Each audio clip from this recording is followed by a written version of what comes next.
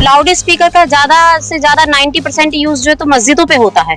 मंदिर पे तो 10% ही बजते हैं। वो तो बिल्कुल 5 टाइम आप देखिएगा, कभी भी आप कुछ करना चाहें उनका प्रॉपर रहता है कि वो 5 टाइम की नमाज अपनी करते ही करते हैं। ईद वगैरह चलती है तब भी उनका वो नमाज चलती रहती है, रात भर बजता रहता है। मंदिर पे तो ऐसा नहीं होता। घर के बराबर मस्जिद है, आपके कोई कैजुअलिटी हो जाती है वो तो अपना 5 टाइम पे बिल्कुल एक्यूरेट टाइम पे बजाएंगे ना। मान ले हम ध्यान करना चाहते हैं, मेडिटेशन करना चाहते हैं तो हम बिल्कुल कंसंट्रेशन करते हैं, उसी समय वो नमाज के लिए उनका बहुत तेज तेज माइक बज जाता है तो डिस्टरबेंस तो होता ही है। सबसे पहले हिंदू इतना जगह नहीं था जितना योगी जी मोदी जी के आने से हिंदू जगह है।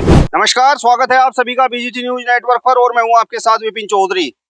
देश में इस समय लाउड स्पीकर, अजान, आरती, मंदिर, मस्जिद यही सब छाया हुआ है। इस समय हमारे साथ में साध्वी आशु जी मौजूद हैं। पूरे मामले पर आज इनके साथ चर्चा करेंगे। साध्वी जी, बहुत बहुत स्वागत करता हूं आपका बीजीटी न्यूज नेटवर्क पर। धन्यवाद। जिस तरीके से लाउड स्पीकर का मामला चल रहा है, मंदिरों से मस्जिदों से लाउड स्पीकर उतारे जा रहे हैं, तो आप पक्ष में हैं या आपके मन में कहीं ना कहीं इसके खिलाफ रोष है? नहीं, मेरे मन में इसके खिलाफ कोई रोष नहीं है। मैं योगी जी का इस बात के लिए पूर्ण समर्थन करती हूँ। आप एक मोटा सा आंकड़ा देखिएगा, अगर आप सर्वे करते हैं, लाउड स्पीकर का ज्यादा से ज्यादा 90% यूज जो है तो मस्जिदों पे होता है। मंदिर पे तो 10% ही बजते हैं। पर योगी जी ने बहुत सराहनीय कदम ये लिया है, क्योंकि उन्होंने बिल्कुल निष्पक्ष होकर हिंदू मुस्लिम समुदाय दोनों के प्रति ये ऑर्डर किया है कि लाउड स्पीकर ना मंदिर पे रहेगा ना मस्जिद पे रहेगा। तो मैं तो उनके समर्थन में ही हूँ। यानी आपको सबसे ज्यादा खुशी इस बात की है कि मस्जिदों पर ज्यादा लाउड स्पीकर हैं और वो उतर रहे हैं। वो तो बिल्कुल 5 टाइम आप देखिएगा, कभी भी आप कुछ करना चाहें उनका प्रॉपर रहता है कि वो 5 टाइम की नमाज अपनी करते ही करते हैं। या उनका ये आपका कोई भी उनका ईद वगैरह चलती है तब भी उनका वो नमाज चलती रहती है, रात भर बजता रहता है। मंदिर पे तो ऐसा नहीं होता।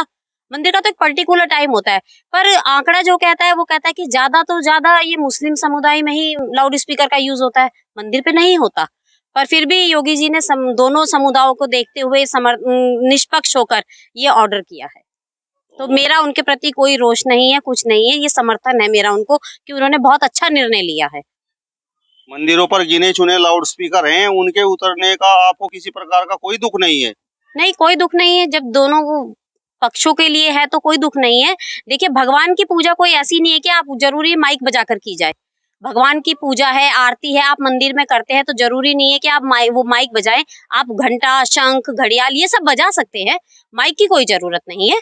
अपने भाव प्रकट करने के लिए प्रभु को माइक की जरूरत नहीं है। तो मंदिरों और मस्जिदों पर जिस तरीके से लाउड स्पीकर बज रहे थे, तो आपको क्या लगता है वास्तव में जो जनता है वो डिस्टर्ब होती थी, पब्लिक डिस्टर्ब होती थी? हाँ, होती थी, बिल्कुल डिस्टर्ब होती थी। किसी के यहाँ कोई प्रोग्राम हो गया, मान लीजिए कि आपके घर के बराबर मस्जिद है, आपके कोई कैजुअलिटी हो जाती है, वो तो अपना 5 टाइम पे बिल्कुल एक्यूरेट टाइम पे बजाएंगे ना, तो वो उस चीज से तो डिस्टरबेंस होता ही है। वो लोग नहीं समझते कि बराबर में घर है तो क्या कैजुअलिटी हुई है, क्या नहीं हुई है। तो ये ठीक निर्णय लगा मुझे उनका, बहुत अच्छा निर्णय लगा है योगी जी का जो उन्होंने लिया है। कुछ लोग कहते हैं कि अजान से बड़ी दिक्कत होती है, लाउड स्पीकर में जब अजान बजती है तो बड़ी दिक्कत होती है। आप साध्वी हैं, आप भी पूजा पाठ करती हैं, कभी आपके जीवन में इस प्रकार का कोई क्षण आया है जब आपको भी मस्जिदों में बजने वाले लाउड स्पीकर पर होने वाली अजान से दिक्कत हुई हो? हाँ, होती है। ऐसा कई बार होता है कि मान ले हम ध्यान करना चाहते हैं, मेडिटेशन करना चाहते हैं तो हम बिल्कुल कंसंट्रेशन करते हैं, उसी समय वो नमाज के लिए उनका बहुत तेज तेज माइक बज जाता है तो डिस्टरबेंस तो होता ही है।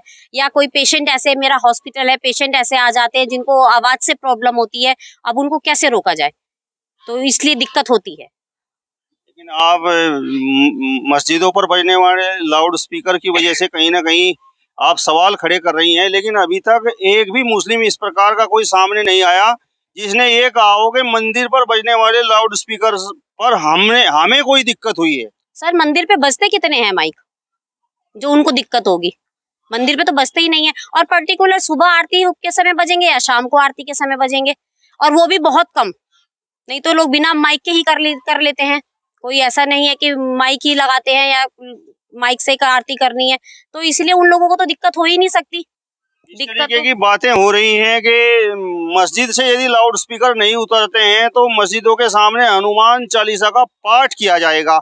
इसे आप कितना सही मानती हैं? ये इसलिए सही मानती हूँ क्योंकि अब जब केंद्र में भी और हमारे इसमें स्टेट में भी आप मानिए योगी सरकार भाजपा की सरकार है, तो कहीं ना कहीं हिंदू अब जागा है। अब से पहले हिंदू इतना जगा नहीं था जितना योगी जी मोदी जी के आने से हिंदू जगा है। तो उनमें उन लोगों के प्रति एक रोष कह लीजिए या कुछ भी कह लीजिए, क्योंकि वो लोग कभी हमारे देश में रहकर भी हमारे देश के नहीं होते हैं। हर सुविधा का लाभ लेंगे, पर वोट के समय अगर आप बात करें कि आप योगी जी को या भाजपा को वोट दे, तो वो नहीं करेंगे वोट। तो लोगों का तो रोष में होना ठीक स्वाभाविक है कि जब योगी जी का ऑर्डर आ गया है, मस्जिदों से माइक उतरे, वो नहीं उतारेंगे तो उनको हनुमान चालीसा वो बजाते हैं, अपना रोष व्यक्त कर रहे हैं वो। यानी अब हिंदू इतना जागृत हो गया है कि दूसरे धर्म की मस्जिदों पर जाकर अब हनुमान चालीसा का जाप करेगा। नहीं, मस्जिदों पे जाकर नहीं कर रहा है कोई भी। किसी कहीं आपने ये सुना नहीं होगा कि किसी ने मस्जिद पर जाकर किया है। आप ये सुन सकते हैं कि उनके मस्जिद अजान के समय पे, नमाज के समय पे हनुमान चालीसा बजा है। ये है, मस्जिद पे जाके किसी ने कुछ नहीं किया है। वो गलत है। वो गलत है कि अगर हिंदू लोग ऐसा करते हैं कि मस्जिद पे जाके करते हैं, वो गलत है। पर हाँ, ये सही है कि जब एक ऑर्डर आया तो उसको सबको फॉलो करना चाहिए। जब मंदिर फॉलो कर रहा है तो मस्जिद को भी फॉलो करना चाहिए और माइक को उतरवा देना चाहिए। चलिए साध्वी जी, अब मेरा आपसे अंतिम सवाल है और बहुत महत्वपूर्ण सवाल है। उत्तर प्रदेश में योगी महाराज की सरकार है और लगातार बुलडोजर चल रहा है, लेकिन ललितपुर में अभी एक ऐसी घटना हुई है। एक नाबालिग रेप पीड़िता, फरियादी रेप पीड़िता थाने में फरियाद करने के लिए गई और एसएचओ पर उसके साथ बलात्कार करने का आरोप है।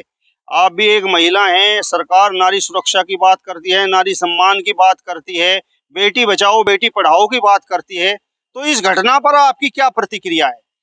ये देखिएगा, अगर वहाँ के ललितपुर के एसएचओ ने नाबालिग लड़की के साथ ऐसा घिनौना कृत्य किया है, तो मैं कहूंगी माननीय योगी जी को उसको अपने संज्ञान में लेकर सबसे पहले तो उसे बर्खास्त करना चाहिए, क्योंकि ये तो सरासर कुछ लोगों की मिली भगत है सरकार को बदनाम करने की।